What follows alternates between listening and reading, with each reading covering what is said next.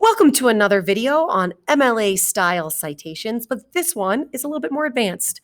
You've watched the basic video, you made sure you had quotation marks, a parenthetical with the author's last name and page, and then a period. Yes, good job. Are you ready to take it up a level? You ready to maybe add a little more sophistication? I'm going to teach you about how to lead in to an MLA Style citation. Again, these aren't rules, but these are suggestions. Okay. So first, you want to lead into the quote with an introductory phrase that states who is talking or thinking. If it is description or action, you can also lead in with that. So instead of saying he thinks or he says or she thinks or she says, she lifts the lid of the coffin, and then the quote. You put a comma after that introductory phrase, as you do all introductory phrases.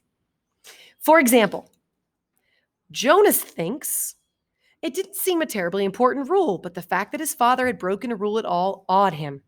Lowry 15, period. So this is happening in Jonas's mind. It is not something he says out loud. The narrator describes it in third person, but it is what he's thinking and feeling. So I added Jonas thinks. Okay. It's not super challenging to lead in, but this is a very basic way, but it is one step up from just dropping the quote. You ready for a pro tip?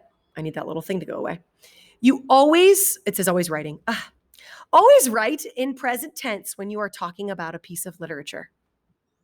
It's not Jonas thought or Jonas said, it's Jonas thinks, Jonas says.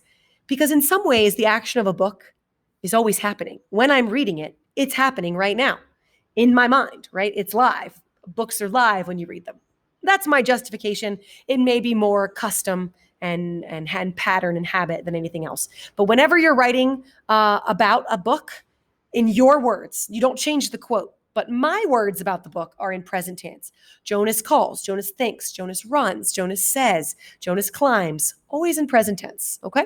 Again, pro tip if you're ready for it. All right, thanks guys. Hopefully this was a helpful video about how to lead in or introduce a quote using an introductory phrase in the present tense. All right, happy writing.